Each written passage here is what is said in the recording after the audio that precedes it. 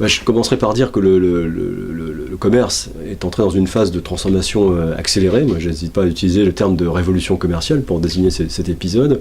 Les structures de l'appareil commercial sont en train de changer et dans la foulée, la manière dont le commerce s'inscrit sur les territoires évolue en conséquence. Et donc, nécessairement, si le rapport commerce-territoire évolue, la question de la mobilité des consommateurs vers le commerce va évoluer également.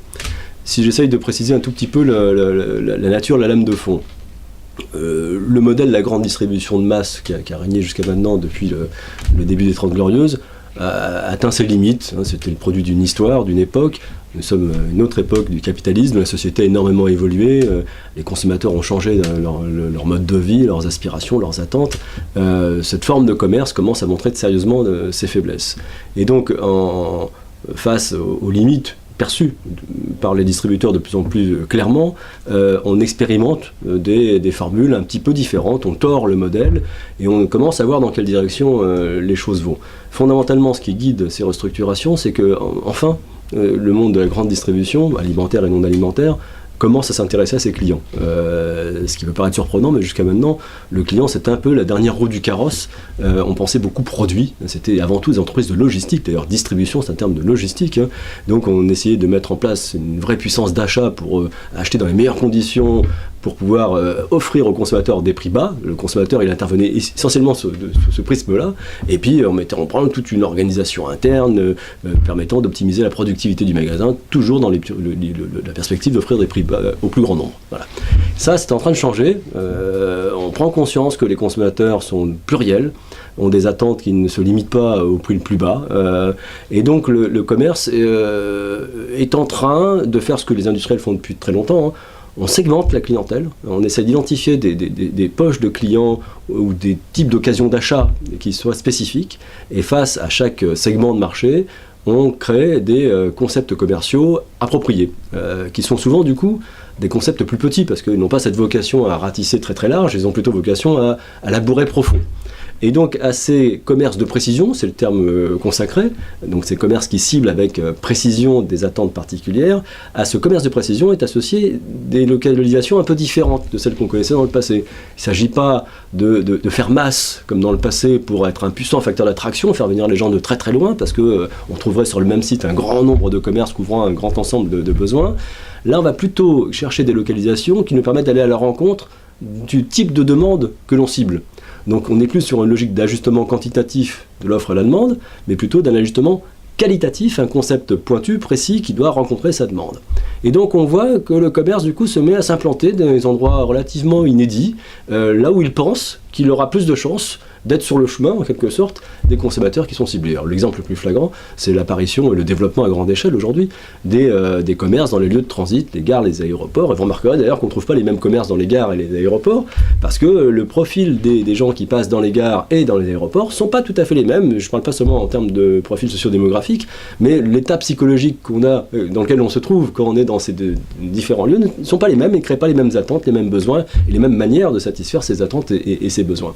Donc si on part de cette hypothèse que ce commerce de masse est appelé à se fractionner à mesure qu'il rentrera dans cette logique de commerce de précision, eh bien, on verra évoluer la géographie du commerce d'une géographie très concentrée sur des pôles commerciaux, généralement en périphérie, pour un commerce plus dispersé, ce qui sera d'ailleurs une occasion pour le commerce de proximité de reprendre un peu la main. Mais alors, proximité ne veut pas dire ici commerce de centre-ville, d'hypercentre, ça veut dire un commerce plus proche des gens, en tout cas plus proche des gens au moment où une attente, un besoin se fait ressentir. Donc du coup, on voit que la question de la mobilité, elle change un petit peu de nature. On ne sera plus forcément dans ce modèle où on prend sa voiture pour aller joindre un centre commercial de grande taille qui peut se trouver éventuellement très loin. On aura plutôt vocation à se déplacer assez peu, voire même de trouver des commerces sur ces trajectoires de mobilité que l'on nourrit pour d'autres motifs.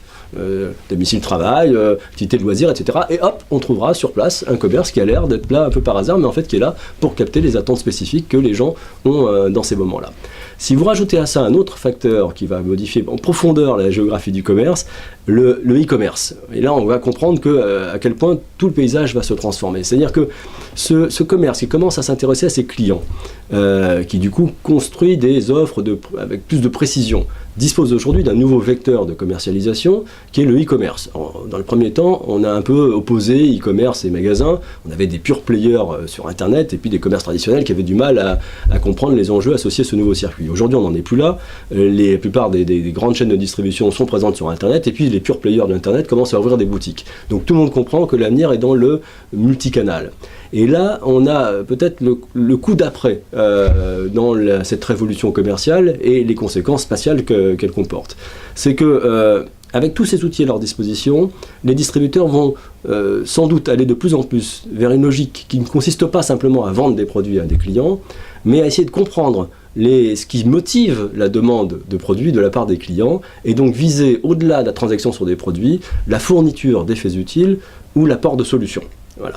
Donc progressivement, ces commerçants qui sont aujourd'hui des vendeurs de produits vont devenir des prestataires de services en quelque sorte, vont rentrer avec leurs clients dans une relation de service au cours de laquelle ils coproduiront avec leurs clients des solutions à des problèmes de consommation plus ou moins ciblés. Et donc de cette perspective-là, le magasin tel qu'on le connaît aujourd'hui va perdre une grande partie de sa raison d'être. On n'aura pas un magasin qui sera un réceptacle de marchandises où les gens viendront pour retirer les produits, on sera plutôt sur une logique de multiplication des points de contact avec les clients, des points de contact physiques, des points de contact virtuels, l'ensemble permettant au distributeur, et le terme devient impropre, d'apporter la solution à son client, d'être toujours là au bon moment, selon la bonne modalité, pour apporter le service qui a été promis à la clientèle. Donc du coup, on comprend bien une fois de plus comment tout l'appareil commercial hérité des 30 Glorieuses est compromis par ce type de dispositif qui commence à apparaître. Demain, on aura des points de contact physiques qui seront un peu disséminés dans l'espace et avec certainement pour conséquence induite, qui n'est pas la conséquence voulue au départ, mais qui sera une conséquence heureuse induite, une réduction de la mobilité vers le commerce, parce que tout ça sera toujours créé dans un souci d'être proche, dans tous les sens du terme, proche des clients. C'est pour ça que je pense que si on se pose la question de la relation mobilité et commerce, je pense qu'il est important de se projeter dans ce scénario d'avenir. Il n'empêche maintenant qu'une grosse partie de l'appareil commercial est encore un héritage de l'histoire et que l'appareil commercial, c'est pas de la pâte à modeler, ça va se changer que très très lentement. Donc il faut aussi en parallèle réfléchir à comment on va aider les pôles commerciaux de périphérie qui sont encore là pour un certain temps à continuer de bénéficier d'une certaine attractivité commerciale, alors même que le coût de la mobilité est croissant et le sera de plus en plus dans l'avenir, mais aussi, peut-être surtout, ce type de mobilité qui est vécu comme un temps contraint par les consommateurs est de plus en plus rejeté, alors que le rapport au temps évolue et qu'on aura de plus en plus à sa disposition d'autres moyens d'accéder à l'offre marchande qui nous dispensera de subir ces temps de déplacement qui sont des temps vides, des temps creux que l'on cherche à éviter. Donc là, je crois qu'il y a besoin de réfléchir avec les acteurs eux-mêmes, parce que ce sont les premiers concernés, ils vont voir leur clientèle progressivement sans doute se réduire. Il faut réfléchir à comment on peut faire en sorte que la mobilité vers ce commerce de périphérie ne soit pas un obstacle supplémentaire à la fréquentation de ce type de commerce.